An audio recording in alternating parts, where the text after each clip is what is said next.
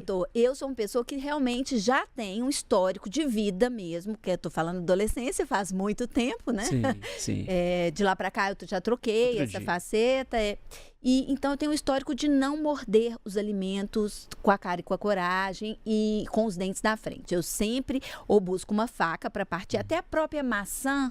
É mesmo? A maçã em si, assim, sozinha, eu não mordo assim, eu evito mesmo, porque fiquei com um trauma desse processo e não quero correr riscos, obviamente. Então eu uso muito facas para partir os alimentos. Por exemplo, rapadura, que é uma coisa que eu adoro. Eu acho que nem eu, nem ninguém mordemos a rapadura, né? Nós temos a dificuldade da rapadura Não, ali, partir. é martelo e faca. É martelo e faca. Mas que eu gosto bastante também, então eu não me arrisco, doutor.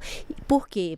Porque eu já tenho esse histórico, mas também porque eu acho que os dentes da frente, eles não têm essa mesma potência dos dentes de trás. Eu queria que você explicasse isso, essa questão da força da mordida, para que alguém que possa estar nos ouvindo também não se arrisque num primeiro momento em relação ao morango do amor ou outro alimento. É importante a gente ressaltar, Renato, obrigado pela sua colocação, que os dentes, eles, obviamente, né, foram feitos para mastigar, mas cada um tem ali uma função, né? Então, os dentes da frente geralmente são para cortar alimentos, os caninos mais para rasgar, né, digamos assim, e os molares e premolares são para triturar, para amassar o alimento.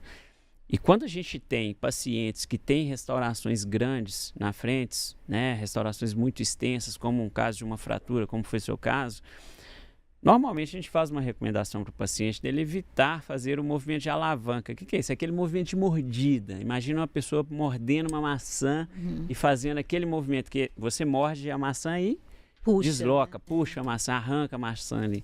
Isso pode deslocar também a restauração.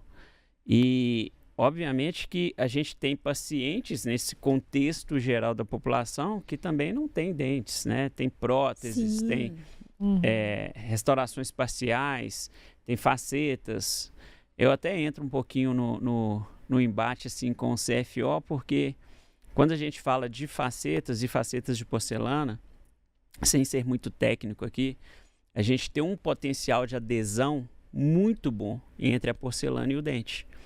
Então, eu costumo falar para o meu paciente, pelo menos, que ele pode viver a vida tranquilamente, que ele vai morder e vai estar seguro ali, tá? Porque essa colagem que tem da porcelana no dente, ela é quase, o potencial de colagem é quase igual o do esmalte com a própria dentina, que é uma camada do dente interna. Mas sem ser muito técnico, alguns casos pode acontecer a remoção dessa faceta, né? Se talvez a faceta não foi bem adesivada, ou outros casos pode ocorrer a soltura da prótese. Já viu falar de Roth? Sim. Uma prótese parcial, né? Às vezes o paciente perdeu alguns dentes ali, ele tem uma prótese parcial. Se ele come um alimento desse que é grudento, ele vai morder e a prótese vai sair no alimento, né? Fica extremamente constrangedora a experiência dele. Nós tivemos uma colega que perdeu uma restauração, né? Uma restauração. Com o morango do amor. Com o morango Não do pode amor. citar nomes? Ela se ofereceu, inclusive. Ela se pra tá ofereceu aqui, para estar né? aqui. Ana Clara. E eu que dei o morango do amor para ela, você acredita? Ela vai achar que é pessoal. Mas eu juro que foi aleatório. Pessoal, sim, porque o meu tava bem molinho. Eu escolhi o mais duro pra ela. Ela tava com uma obturação, né? Deu alguma coisa e ela foi morder e saiu.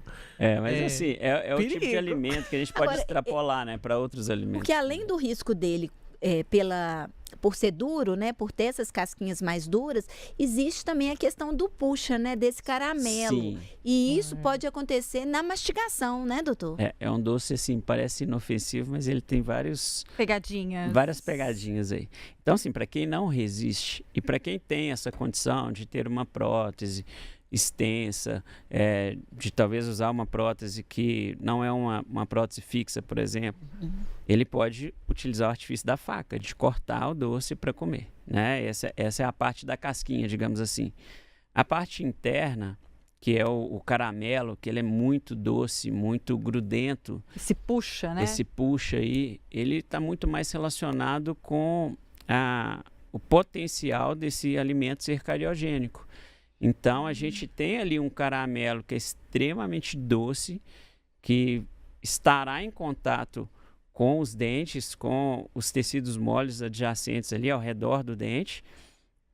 E é preciso que o paciente faça uma boa higienização depois, né? Um dos grandes problemas com a cárie não é a pessoa comer doce, ela não fazer a higienização correta depois. Então... Quanto tempo, doutor, essa escovação precisa acontecer após a ingestão dos doces? Então, Renata, é muito interessante falar da escovação após os alimentos, porque isso é muito dependente do seu tipo de dieta. Hoje a gente já sabe, a gente vai entrar num outro cenário, que os alimentos ácidos, eles também prejudicam o esmalte, assim como os alimentos muito doces, né? Então, se você tiver uma dieta mais ácida, eu adoro um vinagre na salada, um vinagre balsâmico, eu adoro sucos cítricos, eu tomo refrigerantes ácidos, não deve, né, gente? Vou falar de uma vez, evite, né? Mas a gente sabe que tem sucos ácidos também. E se você tiver uma dieta mais ácida, nesse caso, o importante é que você faça essa higienização pelo menos 30 minutos depois de você ter finalizado a sua alimentação, que vai dar tempo da sua boca recuperar o pH natural dela. O pH fica muito ácido, o esmalte o esmalte do dente, que é essa camada branca, né? Ele começa a ser afetado por essa acidez. Se você vem logo em seguida com uma escova, com o creme dental, que tem uma certa abrasividade e escova o seu dente, é como se você estivesse desgastando, lixando ali, de certa forma. Tudo é muito microscópico, mas no médio e longo prazo isso causa um prejuízo para o paciente. E no caso do alimento doce, se for só uma dieta doce, enfim, quanto mais rápido, melhor, né? Quanto mais rápido, melhor. O ideal é não ficar períodos longos sem fazer essa higienização. Tipo, a pessoa está no trabalho, comeu ali, não deu tempo, correu, foi fazer outra coisa, foi fazer outra. Quando viu, já está à noite indo embora e não escovou o dente. Atenção, o que acontece galera. muito, né? Que acontece muito, né? Eu falo com o nosso paciente que a nossa rotina mudou muito de 20 anos para cá. Então, hoje a gente tem uma vida extremamente agitada. São várias telas ao mesmo tempo, né? A gente fica com computador, celular, então são muitas informações e a gente está conectado o tempo todo. Então é muito fácil a gente se perder nessa rotina e dar um cuidado básico, que é uma higienização bem feita, passar o fio dental da forma correta. Fio agora. Nossa, gente, tem uma menina aqui na empresa, eu vou ter que falar sobre isso porque eu a admiro. Eu não sei o nome dela, mas todo dia nós estamos juntas no banheiro escovando os dentes e ela passa o fio dental nos dentes.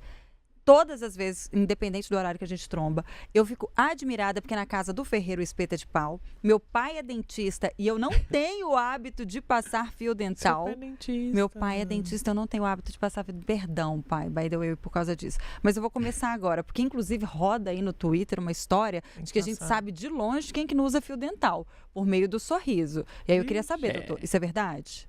Dá para perceber. Impactei. Dentes manchados. Ai, meu Deus, e quem toma muito café e já fumou, meu Deus do céu? Ai, meu Deus. Nossa, eu não vou nem rir hoje. Eu ia trazer uma outra coisa também, e aí tem a ver com fio dental, né? Porque eu acho que quem usa aparelho, eu usei aparelho na vida adulta, aparelho fixo na vida adulta, né? Usei novinha também, mas depois eu tive muitas questões, eu tive um trauma bucal muito grande, uma história de trauma, então passei por muitos processos e o aparelho voltei a usar com 40 anos, já tinha 40 anos. E aí, não usei esse que a Lorena usa transparente, não. Sim, né? os alinhadores. Eu usei aquele bom e velho, antigo aparelho. Já usei também, o fixo. E quem usa esse aparelho sabe muito bem a importância do fio dental. Então, acho que a gente aprende ali, eu aprendi desde então a usar o fio dental. Sim. E ele passou a se tornar um hábito na minha vida por causa do uso de aparelho fixo. E muita gente acaba, às vezes, deixando o fio dental passar e tudo mais. E aí, doutor, eu queria que você fizesse alguns alertas, né, para quem está nos ouvindo também, nesse sentido, porque às vezes a pessoa acha que usa o fio dental só quando tem alguma coisa agarrada. É aquele milho de pipoca, ou é aquele alimento específico que ficou agarrado. Queria que você explicasse esse potencial do fio, né, a necessidade dele, que vai além de alimentos agarrados, né? Combinado. Inclusive, eu vou fazer uma provocação para você que está nos assistindo. Eu aposto que você não passa fio dental tão bem quanto você acha. Eu vou fazer um convite também de quem puder, né, nos visitar nas nossas redes sociais, para que vai estar em algum lugar, né Zaca? Uhum. Eu vou postar um vídeo lá de como passar o fio dental corretamente. Mas vamos lá. Resumidamente, Renata, o fio dental, a gente tem que lembrar no início da conversa que o dente ele tem 5 superfícies ali para serem limpadas, né? Higienizadas. E muitas vezes, a gente higieniza a parte de trás, a parte de cima e a parte de fora. Mas a gente esquece que tem mais 2 lados do dente, entre um dente e outro. Então, é muito necessário que essa limpeza seja realizada pelo fio dental, né? Porque a escova não alcança essa área. E o grande problema que a gente vê é o seguinte, é que quando a gente come um alimento desse, lindo e maravilhoso... Nossa, gente, tá foda pra mim. Tem muito... Tá foda. Tá difícil, né? Tá. A Lorena, que é uma expert, pode falar muito bem. A gente tem que lembrar que tem muito carboidrato aqui. E isso, poxa, sempre que você come, vai ficar um resíduozinho do alimento ali no dente. E as bactérias que estão na boca, elas vão utilizar desse resíduo também para se proliferar, para se reproduzirem. E elas lançam ácidos que provocam cáries, que provocam inflamação na gengiva. Então, é preciso que a gente desorganize essa organização das bactérias, que é chamada de biofilme. Então, o biofilme bacteriano, que é uma película, uma camada invisível, super fina, né, que é microscópica, ele leva 24 horas para ser formado, para as bactérias se aderirem umas às outras, para se organizarem, digamos assim. E o nosso trabalho é acabar com essa festa delas, né? O nosso trabalho é desorganizar, para que elas levem mais 24 horas para conseguir se organizar. Ou seja, o nosso trabalho é contínuo. Você que é filha de dentista, você sabe muito bem.